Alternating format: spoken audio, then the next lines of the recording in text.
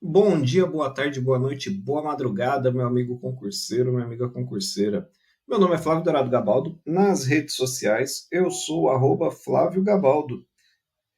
E hoje vamos tratar um pouquinho a respeito do federalismo fiscal.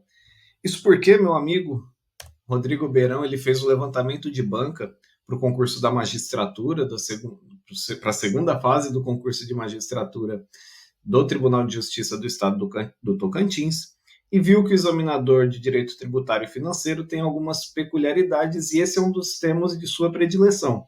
Então, dentre outros, que evidentemente eu não vou citar todos aqui, já que o Rodrigo ele comercializa esse levantamento de banca que ele faz, mas ele deu a ideia da gente fazer um curso preparatório para a segunda fase do Tribunal de Justiça, especificamente de direito tributário e financeiro, tá? E eu, dentre os temas que ele fez, eu pensei esse aqui, o federalismo fiscal e os seus reflexos na jurisprudência do Supremo Tribunal Federal, para a gente conversar, né? Vamos trazer aqui, evidentemente, tudo que dá sustentação às decisões do Supremo Tribunal Federal, além de alguns argumentos que você pode usar na sua prova de segunda fase, tá bom? Então vamos lá. Vamos falar do federalismo fiscal. Federalismo, olha só, federalismo, que você já sabe, né? Lá de direito constitucional. Federalismo, Estado federal, é uma forma de organização política do Estado, normalmente de estados grandes, mas nem sempre, tá? No qual eu tenho a descentralização política, né? Eu tenho essa descentralização política, a autonomia político-administrativa, financeiro, enfim, ela é distribuída entre esses entes da federação, todos autônomos, ao passo que a soberania fica com o Estado soberano, evidentemente. No caso do Brasil, a República Federativa do Brasil detém a soberania e os estados da federação são autônomos, né? Estados no Brasil, na Argentina chamam províncias. Enfim, isso pouco importa. Nós seguimos a tradição estadunidense de chamar estados. Enfim, e aí Amazonas, Acre, Amapá, Tocantins, Goiás, todos eles detêm a autonomia, deixando a soberania para a República Federativa do Brasil. Mas o que eu quero dizer, isso tudo você já sabe, eu tenho certeza, é que aqui esse federalismo ele é qualificado. Eu tenho um adjetivo que restringe e ao mesmo tempo explica o que nós vamos tratar. Quando eu digo federalismo fiscal, eu estou dizendo a forma que os entes federados auferem suas receitas. Porque se eu tenho autonomia política, eu tenho autonomia administrativa, eu tenho que ter uma autonomia financeira também. A teoria dos custos do direito, ela já inaugura esse tema, né? Todo direito tem um custo. Ora, se eu tenho estados e municípios também que têm competências constitucionais, eu tenho que conferir renda, eu tenho que conferir dinheiro para que esses estados, Distrito Federal e municípios consigam cumprir com sua competência constitucional. E é nessa linha que a gente encaixa o federalismo fiscal, tá bem? Federalismo, portanto, que deita, né, suas raízes lá no artigo 1º e artigo 18 da Constituição, República Federativa do Brasil, formada pela união indissolúvel de estados, Distrito Federal e municípios, né? Constitui esse Estado Democrático de Direito, tem como fundamentos e segue, né? E o artigo 18, Organização Político-Administrativa da República Federativa do Brasil, enfim. Os artigos 1º e 18, eles servem de base para o próprio federalismo, a adoção pela República Federativa do Brasil, isso desde, né, 1891, né? É isso?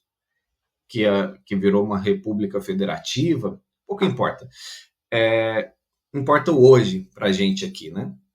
Então, o federalismo fiscal ele vai aliar os princípios do federalismo, os princípios da federação, e vamos trazer conceitos de a distribuição das competências fiscais para que os estados, Distrito Federal e municípios possam oferir suas receitas para cumprir com o programa constitucional. E eu trago para vocês aqui um conceito do professor Marcos Abraham, que ele traz lá no livro dele, né? Ele diz: o federalismo fiscal, originário, portanto, do Pacto Federativo Brasileiro, consiste na distribuição constitucional da partilha de recursos patrimoniais e das competências financeiras e tributárias para legislar, fiscalizar e cobrar recursos. Desculpem, cobrar recursos, assim como a redistribuição de receitas entre os entes federados, no sentido de conferir a cada ente condições para realizar suas respectivas atribuições públicas, igualmente estabelecidas na Carta Constitucional. Então percebam que... Opa, apertei o botão errado. Então percebam que o professor Marcos disse é basicamente o que a gente já tinha adiantado, né? O federalismo fiscal é esse conjunto de mecanismos de que dispõe a Constituição para que os entes subnacionais consigam auferir receita para fazer frente às suas despesas essas oriundas já do Pacto Constitucional, no nosso caso aqui, da Carta Constitucional de 1988, perfeito? E esse federalismo fiscal, ele é regido por alguns princípios, afinal, trata-se de administração pública e trata-se de direito. Então, há princípios permeadores do federalismo fiscal que merecem por nós ser estudado. O primeiro deles, a autonomia. A autonomia é aquela mesma autonomia do direito constitucional, a autonomia dos entes federados, lembrando supremacia da República Federativa do Brasil. Mas, enfim, a autonomia, ela aqui se refere à autonomia financeira.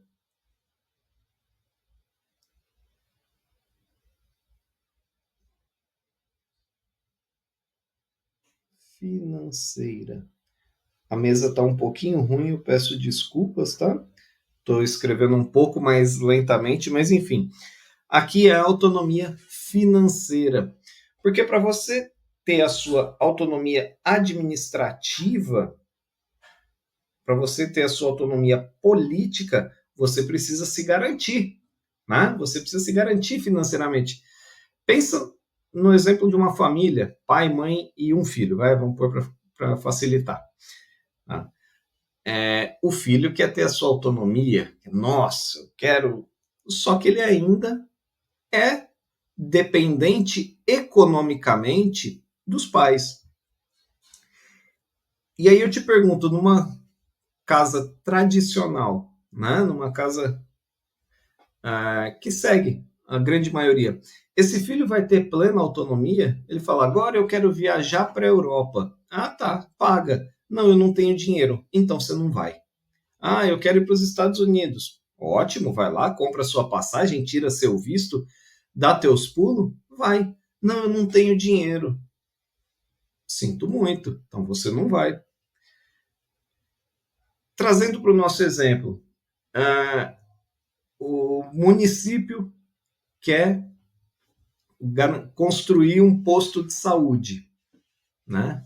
O estado quer construir um hospital regional, enfim. Ah, pode construir. Não, eu não tenho dinheiro. Sinto muito. Percebam que essa autonomia administrativa, essa autonomia política, ela acaba sendo cerceada se eu não tiver autonomia financeira. Então, o federalismo fiscal, ao menos em teoria, ele serve para garantir a autonomia político-administrativa. Ele é um instrumento para a garantia da autonomia político-administrativa. Aqui é um curso de aprofundamento, mas você há de lembrar que direito financeiro ele estuda a atividade financeira do Estado. A atividade financeira do Estado, que é uma atividade meio para que o Estado execute os seus fins. trace este paralelo, tá?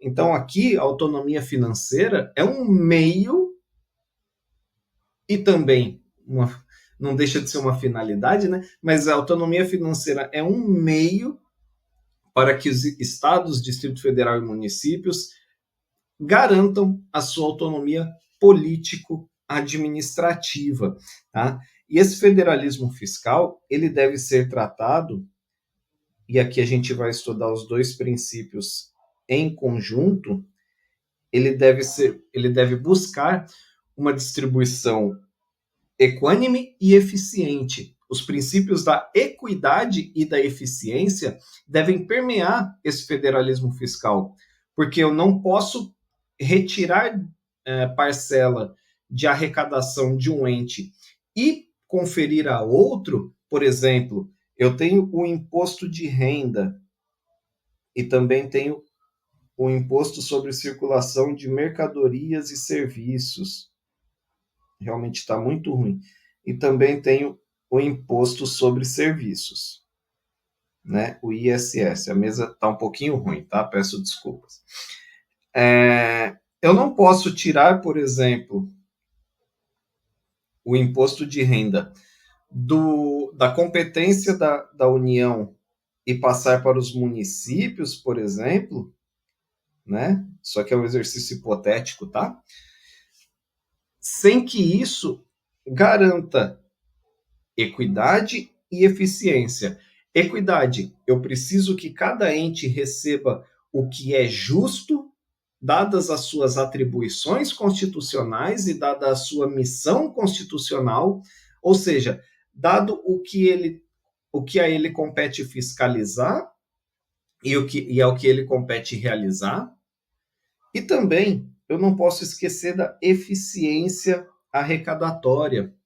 E esse critério da eficiência arrecadatória, esse princípio da eficiência, ele acabou por direcionar basicamente a competência arrecadatória, tá? Ou seja, o Constituinte ele entendeu por bem que tributos que necessitariam de uma fiscalização sistêmica, digamos assim, como é o caso do imposto de renda, por exemplo, esses tributos eles ficariam na esfera de competência da União. Ao passo que tributos que demandassem uma fiscalização in loco, uma fiscalização no local, por exemplo, o IPTU, eles seriam de competência eles seriam de competência municipal, pois se entendeu que o fisco municipal, aparelhado com a sua competente secretaria, normalmente Secretaria de Fazenda, ele pode dispor de um corpo técnico para fiscalização in loco, ao passo que para a União fiscalizar IPTU, por exemplo, dos mais de 5 mil municípios, seria inviável. Então, esse critério de eficiência arrecadatória, ele permeou muito mais a Constituição, na ponderação de princípios, ele venceu, entre aspas, embora não tenha havido o sacrifício total, mas ele acabou se sagrando vencedor sobre o princípio da equidade. Ou seja, eu tenho uma eficiência arrecadatória razoável, tá? O sistema arrecadatório foi permeado, o federalismo fiscal foi permeado, sim, pela eficiência, tá? Mas a equidade ficou um pouquinho de lado, de forma que praticamente a unanimidade da doutrina reconhece uma certa assimetria no federalismo fiscal. Você que é mais adaptado, mais acostumado a estudar direito constitucional, vai lembrar que o professor Pedro Lenza, por exemplo, disse que o Brasil é uma federação assimétrica, né? E isso é refletido no federalismo fiscal também, tá? Há essa assimetria na arrecadação, porque municípios eles têm uma competência constitucional gigantesca, né? Basta rememorar boa parte da doutrina diz isso, que o cidadão, ele vive no município. Ele não enxerga, entre aspas, a União, né?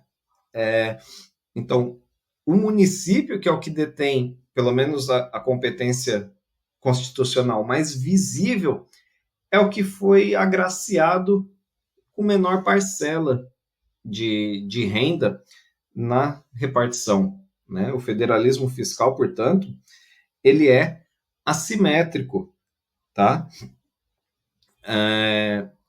Porque a União, ela fica com aproximadamente 60% da renda, tá? Estados do Distrito Federal ficam com 25%, e municípios, eu sei, aí alia um pouquinho o Distrito Federal, mas os municípios ficam com os outros 15%.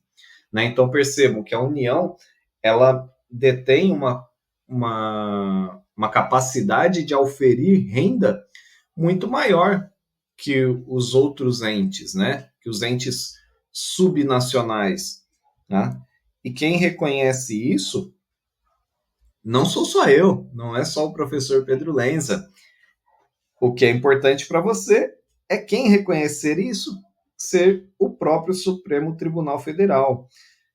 Na DI 7363, né, o referendo da medida cautelar na ação direta de inconstitucionalidade 7363, o ministro Edson Fachin, que foi o redator do acórdão, diz: não se trata de acolher argumentos extrajurídicos no sentido de que o reconhecimento da inconstitucionalidade, desculpem, de determinada exação implicaria em desequilíbrio orçamentário ou ausência de fontes para custeio de investimentos ou políticas públicas. E agora sim, isso tudo obter dictum para a gente, né?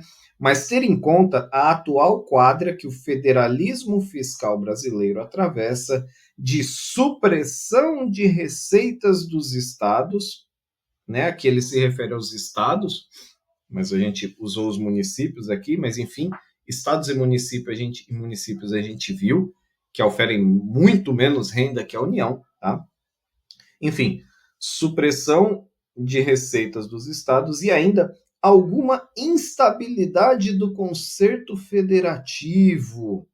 Ou seja, ele disse basicamente que é um federalismo fiscal assimétrico, caracterizado pela supressão de receitas dos estados, e aqui eu acrescentaria dos municípios, ou seja, supressão de receitas dos entes subnacionais e instabilidade do concerto federativo, que deve vigorar no exercício das competências tributárias que, repito, não devem se dar às custas do contribuinte.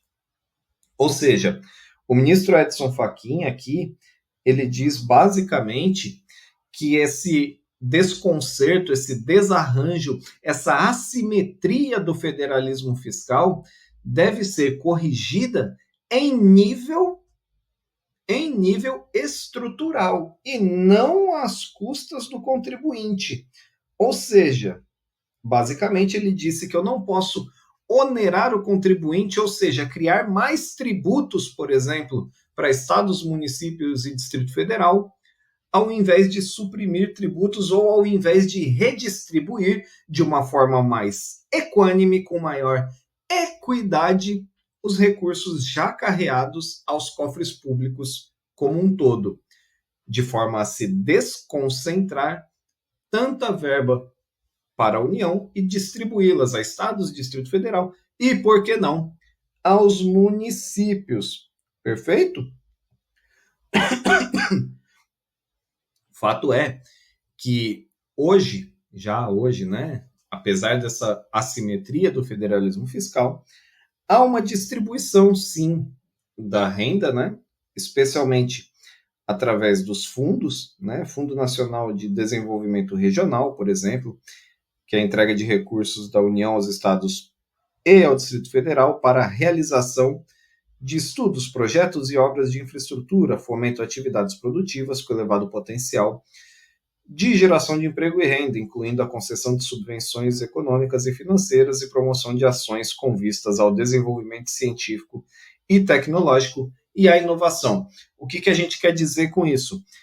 Apesar dessa competência maior de concentração de renda na União, já há mecanismos para redistribuição, embora ainda com essa redistribuição não ocorra, não se atinja esse ideal da equidade. Por que eu trouxe esse fundo específico para vocês?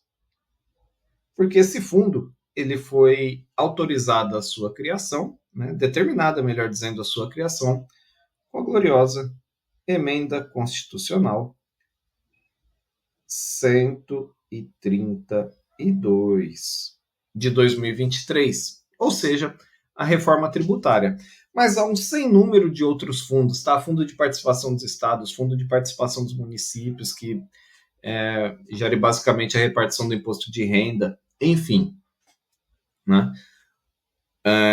Essa distribuição de renda, portanto, algumas delas passam por alguns fundos. Eu fiz questão de trazer esse fundo aqui para o slide, porque ele é um fundo inovador, né? Ele é um fundo inovador que teve a sua criação determinada pela Emenda Constitucional 132 e que pode ser, por vezes, objeto de prova, tá? Mas o fato é que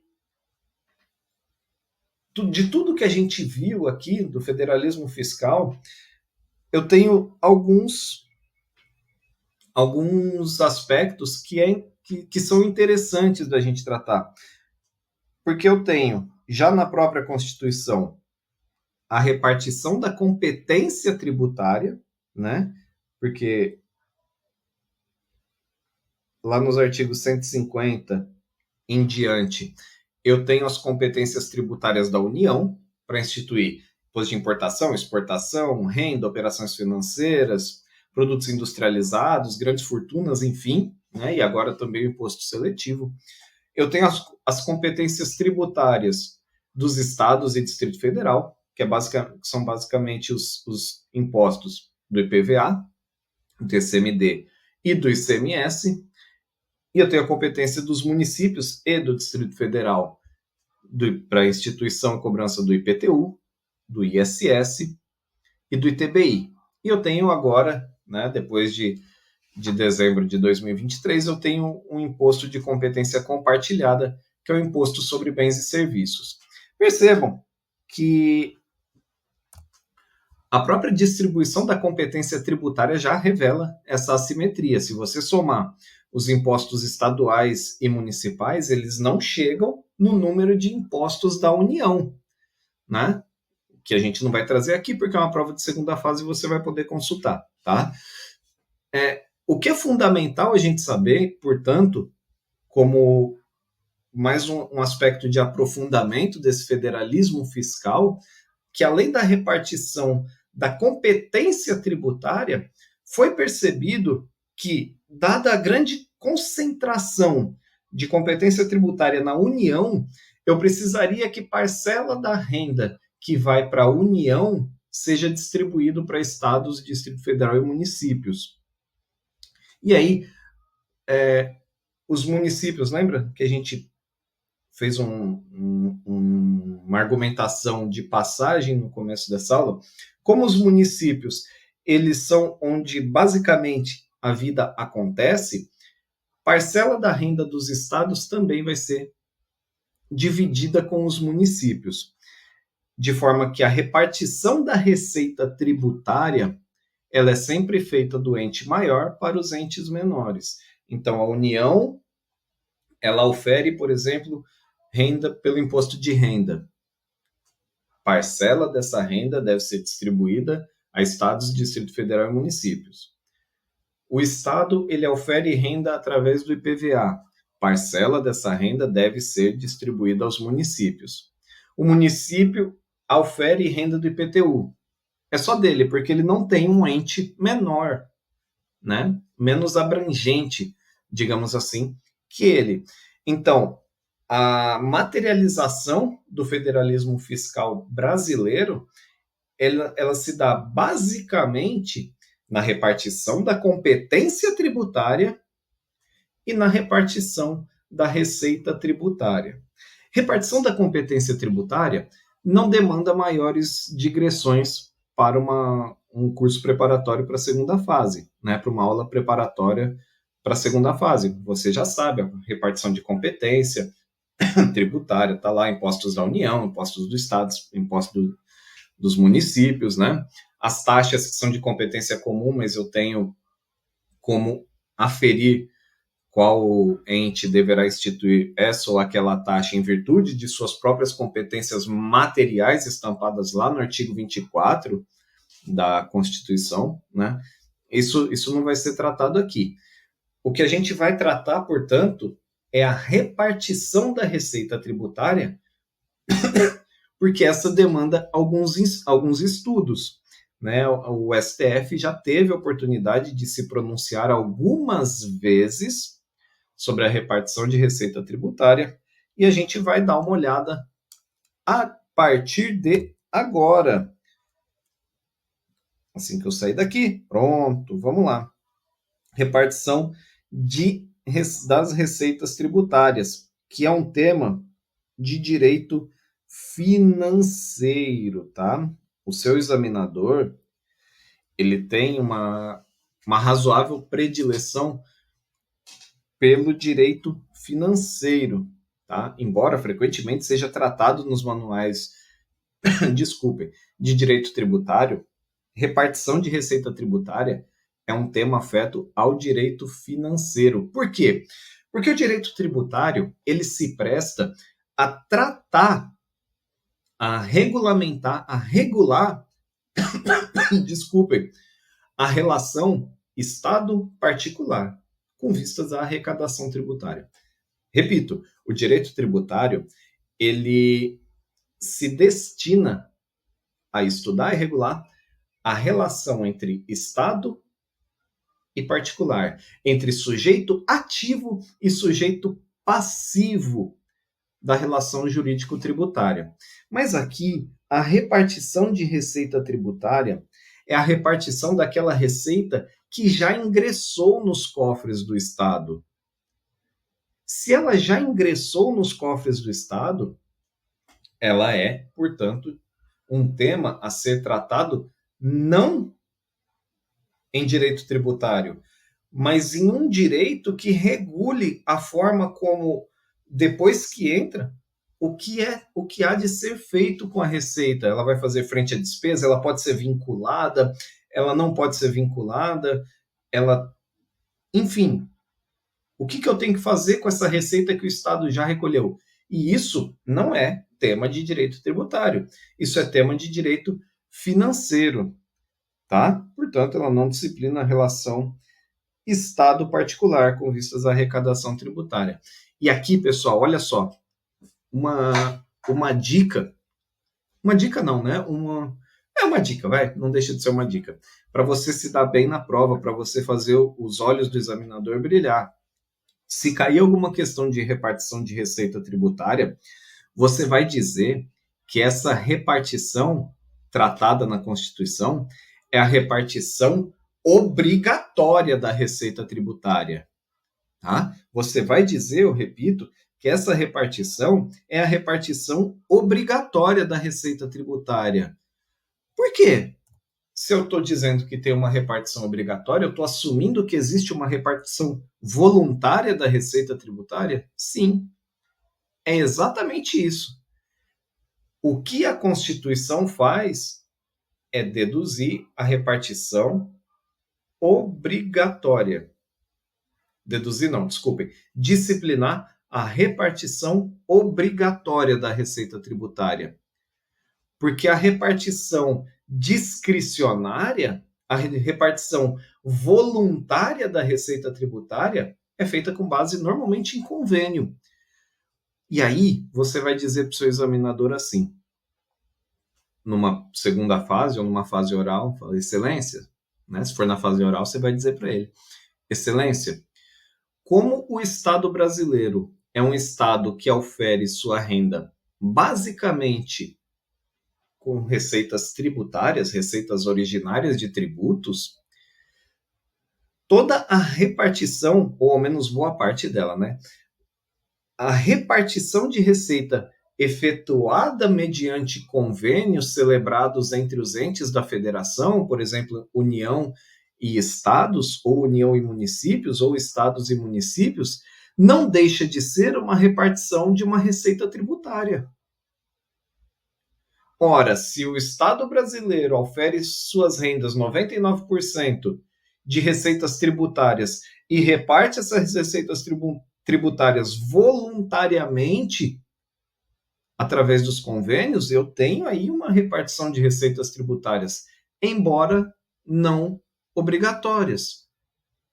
Por isso é que no título da Constituição, desculpe, no capítulo da Constituição, que trata da repartição das receitas tributárias, eu tenho uma forma obrigatória dessa repartição, que nos termos do artigo 160 da Constituição, não vai poder ser retida, tá? Não vai poder ser retida essa repartição.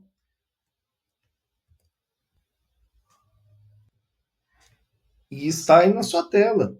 O artigo 60 diz: é vedada a retenção ou qualquer restrição à entrega e ao emprego dos recursos atribuídos nessa seção aos estados, ao Distrito Federal e aos municípios, neles compreendidos adicionais e acréscimos relativos a impostos. Perfeito? Exceto quando a própria. Opa, não estou aparecendo aqui. Exceto quando a própria Constituição disser que pode haver essa retenção. E eu separei para vocês 3 exceções. Né, o bloqueio do repasse obrigatório. Quando houver a necessidade de pagamento de créditos da União, dos Estados ou de suas autarquias. Quando houver o descumprimento pelo ente recebedor da aplicação mínima em saúde. E quando houver a necessidade de depósito para pagamento do regime especial de precatórios, tá? Regime especial de pagamento de precatórios, que é aquele que é depositado mensalmente um percentual sobre a receita corrente líquida, quando o ente recebedor não estiver efetuando os depósitos, é possível o bloqueio do repasse para regularização da situação. Perfeito? E essa receita, essa repartição de receita, melhor dizendo, ela pode ser distribuída de forma direta ou indireta. Pronto, voltei. Conforme está na sua tela, né? Se for uma repartição direta, são adotados critérios objetivos para a repartição, normalmente um percentual fixo, né? Então, desculpe. Então, por exemplo, 50% da receita arrecadada pelos estados com o imposto sobre a propriedade de veículos automotores é devida ao município em que o veículo estiver licenciado. Ou seja, eu estou no Tocantins, né? Eu tenho um veículo licenciado em Teresina, 50% do IPVA desse veículo é devido à sua repartição com o município de Teresina. É um critério bem objetivo, não precisa passar por fundos, como ocorre, por exemplo, com o Fundo de Participação dos Estados, em que há uma série de condicionantes ali, Fundo de Participação dos Estados, dos municípios, decorrente ali da repartição do imposto de renda, tá? E eu tenho a repartição indireta, né? Eu tenho a repartição indireta, que demanda a análise de alguns critérios, normalmente realizada por meio de um fundo que vai gerir esses recursos todos, e esses critérios a serem analisados, eu trago como exemplo aqui o valor agregado no ICMS, o índice populacional, tá? E alguns exemplos, né, de repartições diretas: o imposto de renda retido na fonte, tá? O imposto territorial rural, o IPVA, o ICMS, a CID de combustíveis, enfim, e o IOF ouro, e indiretas. Esses demais aqui não vamos ficar lendo, sua prova é com consulta, tá bem? Só trouxe aí alguns exemplos para você. Perfeito? Maravilha, tá? Então, partindo desse conceito... Mas eu estou sumindo, pronto. Partindo desse conceito da repartição da receita tributária que você rememorou aqui que é feita do ente maior para o ente menor, como uma forma, e agora você pode ir robustecendo a sua resposta numa prova de segunda fase ou numa prova oral, como forma de se atingir uma certa equidade ou na tentativa de desequilibrar, na tentativa de equilibrar a assimetria no federalismo fiscal, a repartição de receitas ela é feita do ente maior para o ente menor, nos percentuais que estão na Constituição. Mas olha só, quando eu tenho repartição de receita, eu tenho aí envolvido um potencial conflito federativo, né? E você bem sabe que o conflito federativo no Brasil é resolvido pelo STF. E é o que aconteceu, assim que eu achar o slide, na repartição do imposto de renda retido na fonte. Tá?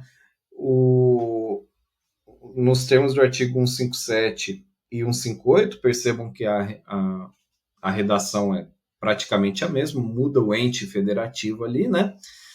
Mas fato é que pertence aos entes subnacionais o produto da arrecadação do imposto de renda nos valores por si pagos. Basicamente isso, né? Tanto por eles quanto pelas autarquias e fundações que instituírem e mantiverem. Ou seja, você, magistrado do Tribunal de Justiça do Estado de Tocantins, quando receber o seu subsídio, vai ter deduzido já, vai ser retido na fonte os 28,5% do imposto de renda, né? Tá lá. 28,5% do imposto de renda. Isso é receita do Estado do Tocantins. Isso não é receita da União. Nos termos do artigo 157, inciso 1, perfeito? Da Constituição Federal, que está aí na sua tela. Mas não é só isso. Percebam que tanto o artigo 157 quanto o artigo 158 não limitam a retenção apenas aos subsídios ou vencimentos ou a remuneração do servidor. É sobre qualquer valor pago, sobre rendimentos pagos, tá? Só que, desculpe, a União, durante muito tempo, entendeu que seria apenas, adotou o entendimento restritivo, entendendo que essa possibilidade franqueada a estados, Distrito Federal e municípios, dizia respeito apenas aos rendimentos pagos aos seus servidores e empregados, tá? E não a qualquer rendimento pago. Desculpe, eu estou um pouquinho gripado aqui, tá? Mas esse entendimento, ele não se sustenta, especialmente quando você considera que a posição topográfica, por isso que eu bati tanto na tecla no início da nossa aula, a posição topográfica do artigo 153, inciso 3, ela é uma norma, quando você olha na Constituição, você percebe claramente que ela é uma norma de direito tributário. É uma atribuição de competência para a União instituir um tributo. Perfeito? O artigo 157 e o artigo 158, eles já estão na repartição de receita tributária, que é um tema de direito financeiro. Então, eu não posso emprestar a essa norma os princípios do direito tributário se ela é uma norma de direito financeiro. Tá? Como eu tenho uma norma de direito financeiro, eu tenho que interpretar essa norma tendo por pano de fundo os princípios ordenadores do direito financeiro. No caso aqui, do glorioso, melhor dizendo, federalismo fiscal. tá? Federalismo fiscal. Além disso, para interpretar essa norma, esse texto, desculpem, e extrair a norma, né? Texto e norma não se confundem. Para interpretar esses textos e extrair a norma aplicável, eu tenho também que fazer uso de todos os princípios de hermenêutica, né? Especialmente da descentralização do poder econômico, que deve permear essa interpretação, o que descortina, portanto, a intenção do Constituinte de distribuir melhor a renda no intuito de diminuir essa assimetria do federalismo fiscal. Ou seja, se eu tenho uma interpretação segundo a qual eu restrinjo a receita dos estados apenas, né, a retenção do imposto de renda sobre os rendimentos pagos para seus servidores, e eu tenho uma outra interpretação que amplia essa norma para que o produto da arrecadação do imposto de renda pertencente aos estados seja de todo e qualquer pagamento efetuado, eu devo privilegiar essa interpretação, porque ela, visando até mesmo garantir a máxima efetividade da Constituição e todos esses princípios de direito financeiro que permearam o Constituinte originário, eu tenho que adotar essa interpretação. E foi exatamente essa a interpretação que o Supremo acolheu quando fixou tese no tema 1130. Pertence ao município, aos estados, ao DF, a titularidade das receitas arrecadadas a título de imposto de renda, retido na fonte, incidentes sobre valores pagos por ele, suas autarquias e fundações, a pessoas físicas ou jurídicas contratadas para prestação de bens ou serviços, conforme disposto nos artigos 1581 e 1571 da Constituição. Tá?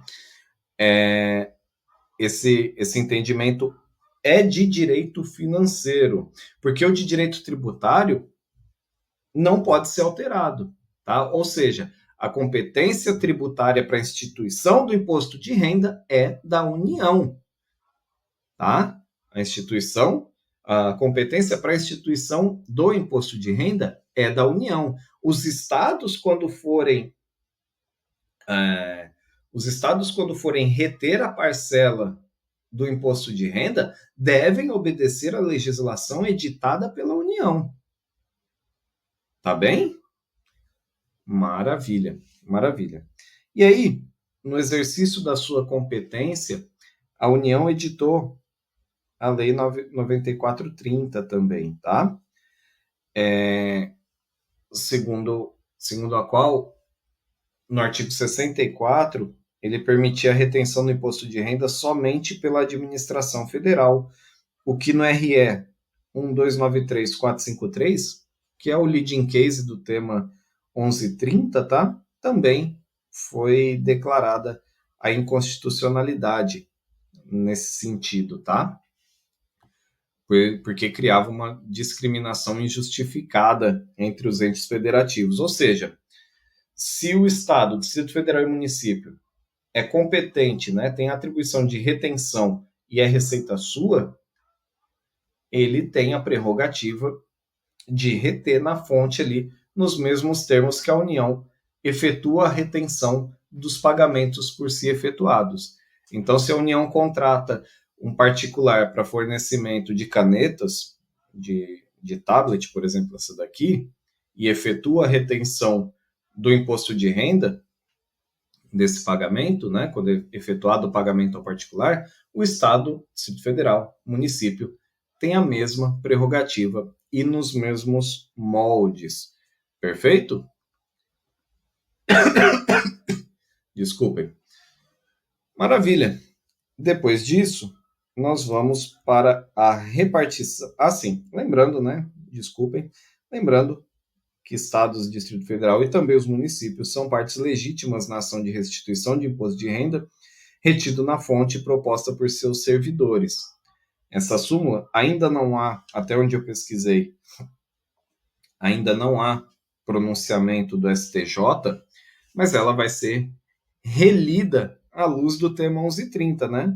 Então, são partes legítimas, continuam sendo estados do Distrito Federal, nação de restituição de imposto de renda retido na fonte, não mais apenas proposta por seus servidores, mas proposta por todos aqueles que tiveram o imposto retido na fonte por esses entes, tá? E aí vai entrar os particulares, prestadores de serviço, fornecedores de bens, enfim. Na época da edição da súmula, vigia ainda o antigo entendimento, tá? Maravilha. Vamos falar um pouquinho também da repartição da receita do ICMS, porque pertence aos municípios 25% do produto da arrecadação do imposto do Estado sobre operações relativas à circulação de mercadorias, enfim. Pertence aos municípios 25% do produto da arrecadação. Isso aqui é fundamental, tá? 25% do produto da arrecadação do imposto do Estado sobre operação relativa. Ou seja, 25% do produto da arrecadação do ICMS é receita do município. Receita do município. Por que eu disse que é do produto da arrecadação? Porque se eu tiver uma isenção de ICMS, por exemplo, não estou aqui discutindo o protocolo do CONFAS, tá? Não estou discutindo nada disso. Se eu tiver uma isenção do ICMS, eu não vou arrecadar essa receita, concorda? Eu tenho uma isenção. Isenção é uma hipótese de exclusão do crédito tributário. Ou seja, eu não vou arrecadar esses valores. Se eu não vou arrecadar, eu não vou ter produto da arrecadação. Se eu não tenho produto da arrecadação, eu não tenho que repartir receita. Correto? Se eu tiver um diferimento desse tributo, então eu tenho um benefício fiscal qualquer, que ao invés de recolher os valores no mês subsequente, eu tenho um diferimento de pagamento desse tributo para daqui a um ano, por exemplo. Então, daqui a um ano, quando houver de fato a arrecadação do ICMS, é devido à repartição. Ou seja, se não houver arrecadação decorrente de isenção ou qualquer outro benefício tributário, eu não tenho arrecadação, eu não tenho produto de arrecadação a ser distribuído. Tá bem? É nesse sentido que foi fixada a tese no tema 1172 da repercussão geral.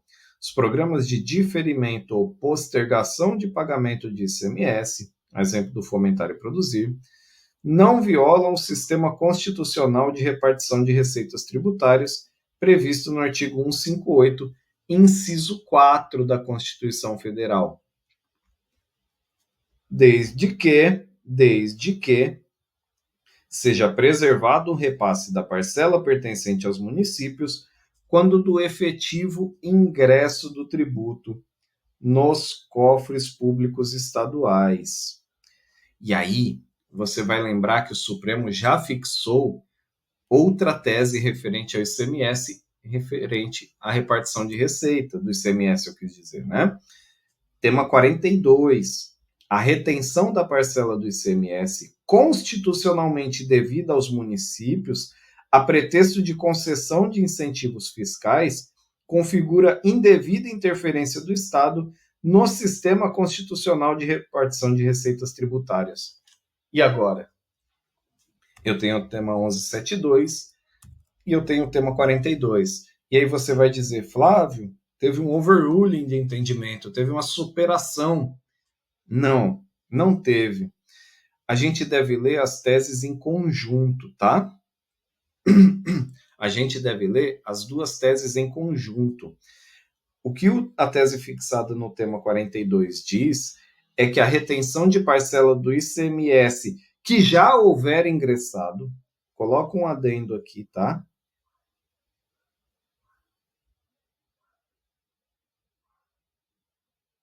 Que já ingressou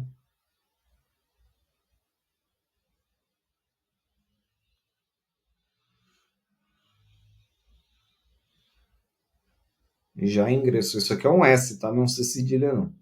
Já ingressou nos cofres do Estado, a pretexto da concessão de incentivos fiscais, configura indevida interferência do Estado no sistema constitucional de repartição de receitas tributárias. E aqui, a gente tem que lembrar que o direito financeiro nacional, o direito financeiro brasileiro, ele adota o conceito amplo de receita. Tá? Se houver ingressado, salvo raras exceções, mas se o valor houver ingressado nos cofres, no cofre único do Estado, né, na conta única do Estado, ele é considerado receita e, portanto, é produto da arrecadação. Ainda que eu tenha, por lei, destinado que X valor vai ser restituído ao contribuinte. Então, imagine um contribuinte que paga R$100 de ICMS, por exemplo. Tá? Usando o numerário 100 para facilitar as contas aqui. Imagine um contribuinte que paga R$100 de ICMS. 25% desses R$100, portanto, R$75, portanto, R$25, desculpe, é devido aos municípios. Ele ingressou, ele é produto de arrecadação. R$25 é devido aos municípios. Ainda que eu fale, ainda que eu tenha uma lei concessiva de um benefício, que diga que todo o valor recolhido de ICMS por aquele contribuinte vai lhe ser restituído se atendidas determinadas condicionantes. Compreenderam? Ele paga o ICMS para ser restituído depois, no nosso exemplo aqui. Então, eu pago R$100 de ICMS, demonstro, por exemplo, né, o contribuinte demonstra, por exemplo, que ele, sei lá, contratou 5 gestantes para trabalhar ali, né, no seu empreendimento. No mês que vem, ele deve ter restituído esses R$100 pagos de ICMS. Tudo bem, vai ser restituído para ele. Só que, como o dinheiro já entrou no cofre do Estado, ele já é receita. Se ele já é receita, os R$25 do município tem que ser destinado aos municípios. Então, na verdade, o Estado fictício aqui vai estar tirando R$25 do bolso e entregando para o contribuinte. Tá bem? Ele vai restituir os R$100, mas ele é obrigado a repassar os R$25 que já ingressaram em seus cofres. Perfeito? Diferente é se houver uma lei de um benefício fiscal de diferimento, por exemplo, ou de não recolhimento mesmo do ICMS. Você vai me comprovar que você empregou as cinco mulheres grávidas, e aí você vai ser isento de ICMS. O dinheiro, nesse nosso contexto aqui, ele não vai entrar nos cofres. Se ele não entrou nos cofres, ele não é receita. Se ele não é receita, ele não pode ser tido como produto de arrecadação, e aí, portanto, eu não tenho que repartir essa receita com os municípios. E o município não tem o direito de pedir os R$25, que o Estado lhe deu os R$25. Perfeito? Essa é a diferença entre os temas 1172 e o tema 42. O tema 1172 ele é razoavelmente parecido com o tema 653, né? O tema 653 que diz respeito à repartição do IPI, tá? Perfeito? E aí, numa prova de primeira fase, caiu. Eu vou deixar aqui para vocês, tira um print, né? Bate uma foto aí. A alternativa é aí, basicamente porque ele não qualificou, tá? Ele disse a respeito do federalismo, mas não trouxe o federalismo fiscal propriamente dito. Tá bem? Pessoal, essa quase uma hora de encontro aqui, né? Uma amostra do que a gente oferece, né? Quando há um estudo de banca, assim, feito pelo Rodrigo, ele passa os temas, a gente pode fazer um trabalho bem bacana. Eu achei muito interessante trazer para vocês o federalismo fiscal e inclusive sob a ótica do Supremo Tribunal Federal, tá? Para vocês terem aí um bom material de estudo. Eu sei que não é um tema muito debatido, mas eu acredito que nessa 1 hora a gente tenha conseguido trazer umas linhas gerais bacanas aí. Beleza? Sigam lá nossas redes sociais, né? Tá aqui, é o @Flávio Gabaldo. Manda uma mensagem lá no Instagram, siga o canal do YouTube, né? Lá eu trato um pouquinho também. Lá eu trato também um pouquinho de direito financeiro. No mais, um forte abraço, bons estudos, tamo junto. Valeu!